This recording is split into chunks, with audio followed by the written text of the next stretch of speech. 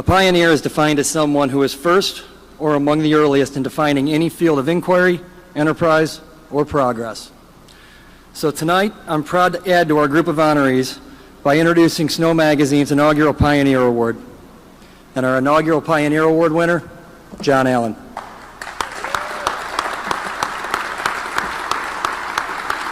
Sit down. I'm going to be up here for a while.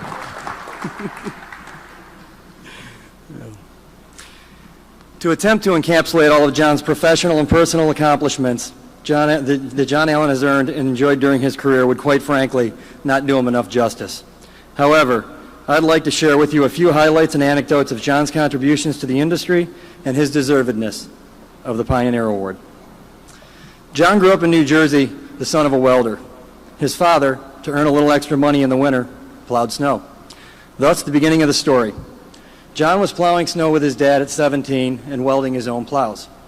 His wife, Peggy, tells us John is still an expert welder. After high school, John made his way to Erie, PA to attend Gannon University on a scholarship to play soccer and hockey. Fresh out of Gannon University, a 20-year-old John is fiercely entrepreneurial, but not so lucky with business. Among his early unsuccessful endeavors, John wanted to bring pepperoni balls, an Erie delicacy, to the nation. I thought it was hot stuff, he would later recall, but I found out that nobody was interested in pepperoni balls outside of Erie. Undeterred, he moved on to selling commercial welding equipment, and like his father, did a little snow plowing on the side. As the story goes, 4 years later, his employer forced him to make a choice, welding or snow removal. The decision was a turning point in John's professional career.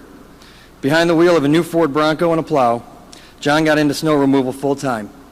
And in one of the nation's snowiest spots, John would have more than enough opportunity to hone his skills with a plow. From there, Allin Companies was born, which John would eventually grow into the first national snow removal company, Snow Management Group. Throughout John's life, and especially his career, he has always been there to help others. In the snow industry, John always believed that if all contractors had the same skills and the same knowledge, they would all have their fair share of business. So why not share your best practices with each other? It was this philosophy that led to a June weekend in 1996 when John, along with Kyle Hansen, Rick Keir, Jeff Tovar, Bill Milbeer, Charles Glossop, Rich Redfern, Mark Young, and the late Phil Christian hammered out the beginnings of the Snow and Ice Management Association, the snow industry trade group. John's philosophy behind SIMA was to have everyone on the same page when it came to competing for snow removal work. It was John's vision and determination that got SIMA off the ground, and as its first president, it was his hard work that grew SIMA to a sustainable level in the early years. In March 2001, after an intense proposal and negotiation process, the Salt Lake Organizing Committee awarded SMG a $4 million contract for snow and ice removal at 14 venues at the 2002 Winter Olympic Games.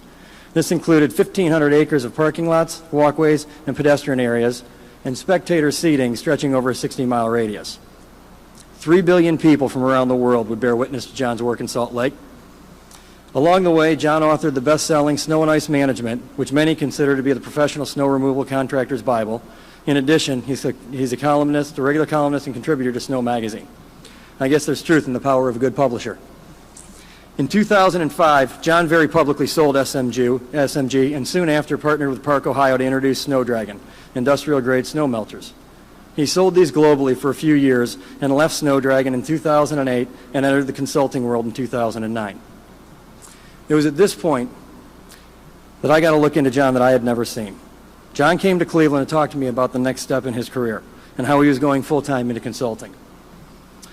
Back to helping snow contractors succeed. Fiercely confident and competitive is how I know John, but this day was different.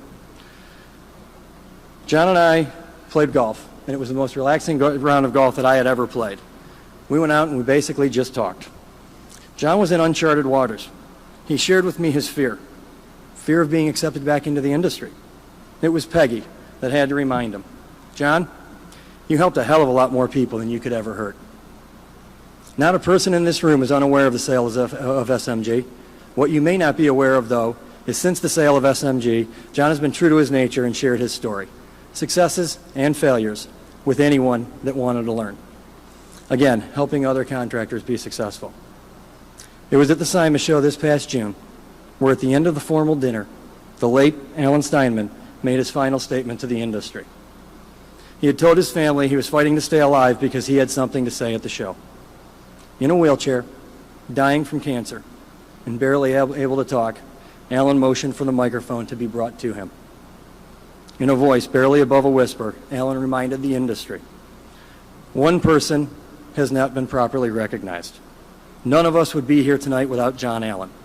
I want to give tribute and dedicate these words to John. We all owe him everything for what we have. John, for your contributions in advancing the professional snow and ice industry, I'm proud to present you with Snow Magazine's Pioneer Award." Now you can come forward.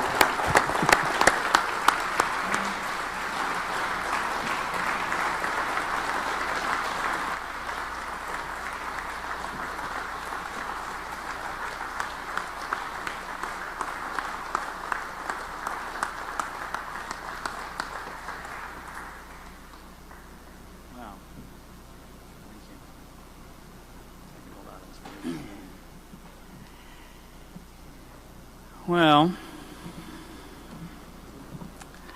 oh boy.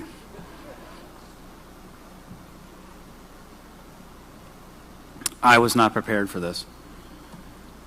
And I can tell from Kevin's words that he has had conversation with my wife because she's the only one that knows some of that stuff. I've been very, very fortunate. The industry has been very good to me. My father told me when I got into the snowplowing business, don't do it. It's blood money and nothing can ever come from it. And he has since told me that he was wrong.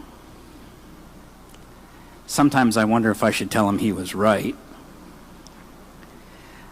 But from hard work and from the support and love from a woman who allowed me to chase my dreams, supported me when I had some really harebrained ideas like doing the Olympics. To those of you who have supportive wives, I think you understand what I'm driving at. I've always been of the philosophy that if you think you can or you think you can't, you're right. Thank you for everything. And thank you to GIE Media and to all of you.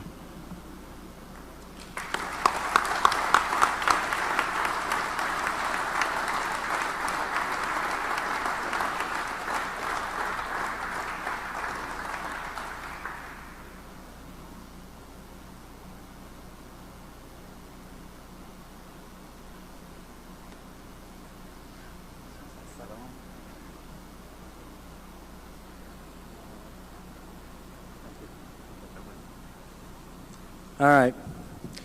Thank you all for a wonderful evening this evening. I'm not sure what time it is. We have the Rock Hall until 10:30. Exhibits are open. Looks like the bar is still open too. So hope everybody has an absolutely wonderful evening this evening. We'll see you in the morning. And congratulations to all of our winners, and thank you for a great industry.